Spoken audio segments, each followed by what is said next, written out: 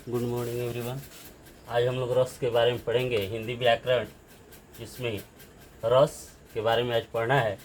देखेंगे यहाँ रस का जो अर्थ होता है वह होता है आनंद। यानी किसी काव्य को पढ़कर, किसी भी काव्य को पढ़ते हैं उस काव्य के द्वारा हमें अगर आनंद की अनुभूति होती है, यानी किसी काव्य को अगर सुनते हैं या पढ़ते हैं और उससे आनंद की अनुभूति होती है, आनंद मिलता है, तो उसे रस कहते हैं। सबसे बड़ी बात यह है कि रस जो है किस धातु से बना हुआ है, तो श्री धातु से बना हुआ है। किस धातु से?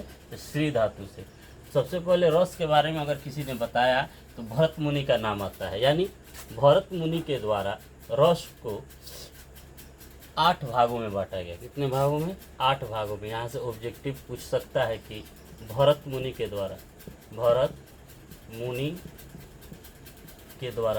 रस को कितने भाग में बांटा गया? तो 8 भागों में बांटा गया।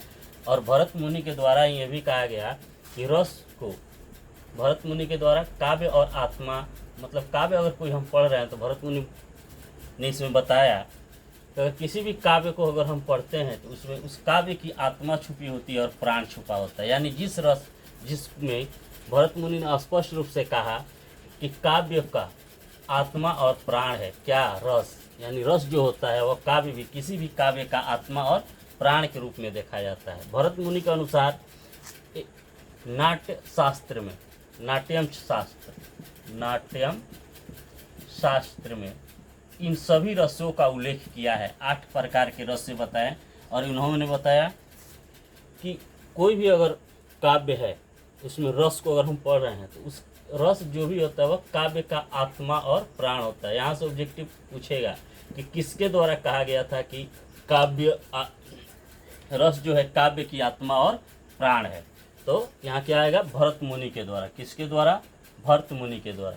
अब इसके बाद कह रहा है कि भरत मुनि ने 8 रस दिए, लेकिन एक रस छोड़ दिए थे। एक रस के बारे में बताना छोड़ दिए, जिसको हम लोग पढ़ते हैं शांत रस। कौन सा रस जी? शांत रस। अक्सर ये यहाँ से भी ऑब्जेक्टिव पूछता है कि किस रस को भरत मुनि के द्वारा छोड़ दिया गया था।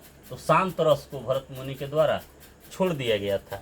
इसके बाद आते हैं रस के बारे में, सूरदास का नाम आता है। सूरदास ने 3 रस को बताते हैं, जिसमें 9वां रस जो यहाँ पर 8 रस तो यहाँ पे कौन बता दिए हैं जी? भरत मुनि के द्वारा कितने रस बताएंगे? 8 रस बताएंगे। अब टोटली रस अगर देखें तो होता है 11। बचा कितना? इसमें से 3 रस बचा, और इस 3 रस को सूरदास के द्वारा बताया गया, जिसमें 9वां आता है आपका शांत रस। यहाँ पे देखने को मिलेगा आपको 9वां रस में आएगा शांत रस, 10 नंबर में आएगा वात्सल्य रस, और 11 नंबर में आएगा भक्ति रस। यहाँ पे अब टोटल हमारे यहाँ रस हो गए। भरत मुनि के द्वारा कितने रस? 8, अब प्लस 3 किसके द्वारा हो गए? तो सूरदास के द्वारा। टोटल रसों की संख्या यहाँ क्या हो गई? यहाँ पे अब लिख देते हैं, यहाँ पे रसों की टोटल संख्या अब यहाँ क्या हो गई? 11 हो गई। 11 हो गई। रस पढ़ने से पहले, मतलब रस में यहाँ हम लोग जान गए कि रस 11 प्रकार के होते हैं। किनके द्वारा? तो ये दोनों, मतलब भरत मुनि के द्वारा और सूरदास दोनों को मिलाने के बाद रस की संख्या 11 होती है। लेकिन भरत मुनि के द्वारा रसों की संख्या 8 होती है, सूरदास के द्वारा रसों की संख्या 3 होती है। भरत मुनि ने किस रस को छोड़ दिया था? तो शांत रस को छोड़ दिया था। अब कह रहा है कि रस के 4 अभिन्न अंग माने जाते हैं। रस को अगर पढ़ना है तो उसको पढ़ने से पहले 4 उसके अभिन्न अंग को जानिए कि रस में 4 अभिन्न रस क्या है। पहला इसमें कह रहा है कि इसमें एक अंग के रूप में रस के कितने अंग यहाँ पूछेगा। क्वेश्चन में ऑब्जेक्टिव के रूप में पूछ सकता है कि रस के कितने अंग होते हैं। तो रस के 4 अंग होते हैं: अस्थाई भाव, विभाव, अनुभाव, संचारी भाव। रस के कितने अंग होंगे? 4 अंग होंगे यहाँ: अस्थाई भाव, विभाव, अनुभव और संचारी भाव। कह रहा है कि अस्थाई भाव कहाँ से उत्पन्न होता है? तो कह रहा है डर की उत्पत्ति। यानी किसी वस्तु को अगर हम देखते हैं, अचानक कहीं जा रहे किसी वस्तु को देखें और उससे जो मन में या उससे जो डर की उत्पत्ति हुई, तो वह होता है अस्थाई भाव, और वह अस्थाई रूप से बन जाता है। विभाव क्या है जी? तो कह रहा है जिससे डर की उत्पत्ति हो, मतलब किसी वस्तु को हम देखें तो उससे जो मन में डर उत्पन्न हो गया, तो वो तो क्या हो गया? वह हुआ अस्थाई भाव। कह रहा है विभाव मतलब जिसके कारण, यानी जिसके कारण मन में उत्पत्ति हुआ। यानी किसी अगर कहीं जा रहे हैं, कोई दुर्घटना हो गई या कोई भी चीज़ ऐसा हुआ और उसका क्या हुआ, एक कारण बन गया, जिनके कारण अगर क्या हो रहा है कि कोई डर उत्पन्न होता है तो वो विभव कहलाएगा। क्या कहलाएगा? विभव। अब कह रहा है कि जिसके द्वारा अगर डर लगा और शरीर में, हमारे शरीर में परिवर्तन आए, उसको हम लोग अनुभाव कहेंगे। और लास्ट होता है इसका संचारी भाव। कह रहा है जो मन में उत्पन्न हो और संचारित होता रहे, मतलब बार बार वह चीज़ की प्रयास हमेशा मन में, हमारे दिमाग में क्या हो, चलती रहे। तो यहाँ से रस के कितने अंग हो गए? 4 अंग हुए, अस्थाई भाव, विभव, अनुभव और संचारी भाव। अब यहाँ हम लोग देखेंगे कि वास्तव में जब यहाँ हम बताएं कि भरत मुनि के द्वारा रस कितने हैं जी? 8 रस। सूरदास के द्वारा 3 रस। टोटल रसों की संख्या कितनी? 11। यहाँ हम लोग देखेंगे कि 11 रस कौन कौन से हैं।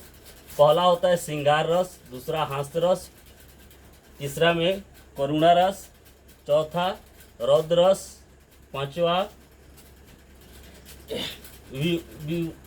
पांचवा में हम लोग इसको पढ़ेंगे वत्स्य रस, छठा में भयानक रस, सातवां अनुभव अद्भुत रस, और 8वां में आएगा वीर रस, 9वां होगा शांत रस, जो किसके द्वारा नहीं दिया गया था?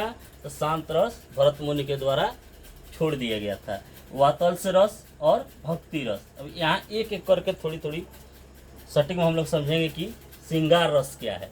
श्रृंगार रस का देखिए, यहाँ अगर कहें कि श्रृंगार रस, तो इसमें रीति और प्रेम की उल्लेख होती है। यानी जिस काव्य को अगर हम पढ़ते हैं, किसी भी काव्य को अगर पढ़ते हैं और उस काव्य का जो अर्थ निकले वह क्या हो, एक प्रेम का संदेश, एक प्रेम का उल्लेख अगर हो रहा है तो वह किस रस को यहाँ दर्शाएगा? तो श्रृंगार रस को।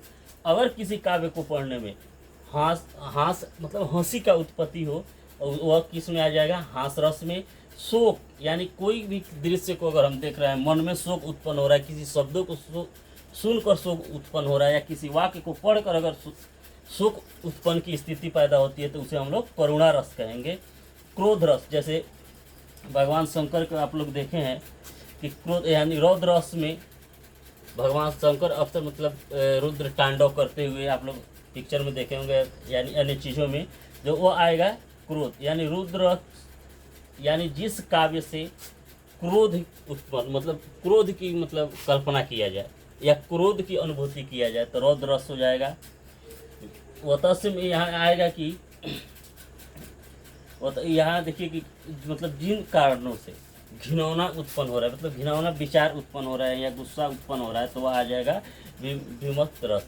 उसके बाद आता है भक्ति, यहाँ पे भयानक रस, यानी भय, यानी जिस भी वाक्य के पढ़ने से, किसी वाक्य को पढ़ने या किसी वर्ग को हम लोग कर रहे हैं और उस वर्ग के करने से, कार्य को करने से हमें मन में अगर भय उत्पन्न होती है या सुनने से भय लगता है तो वह क्या आएगा जी? भयानक रस में। अद्भुत रस में मतलब आश्चर्यजनक कोई भी घटना, यानी किसी भी वाक्य को अगर हम पढ़ रहे हैं, अगर पढ़ने के बाद उसमें आश्चर्य की घटना उत्पन्न हो रही है तो वह क्या हो जाएगा?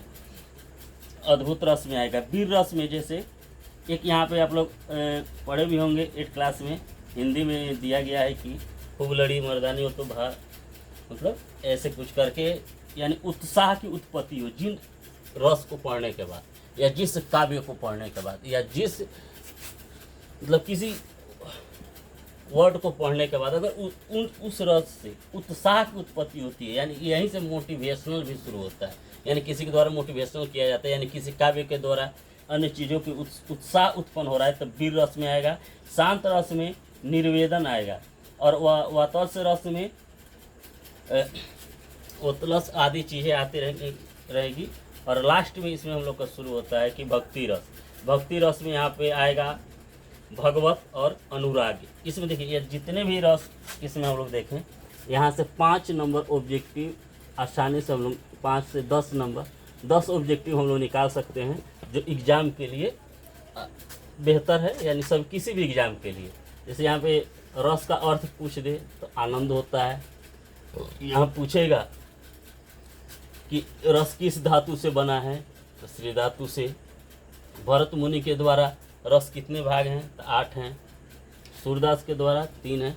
ऐसे ऑब्जेक्टिव सवाल मतलब किसी भी एग्ज़ाम में हिंदी अगर उसमें पूछा जा रहा है तो उसमें कन्फर्म ये 10 नंबर आप लोग को यहाँ से क्लियर होगा। यहाँ से आप स्क्रीनशॉट ले सकते हैं।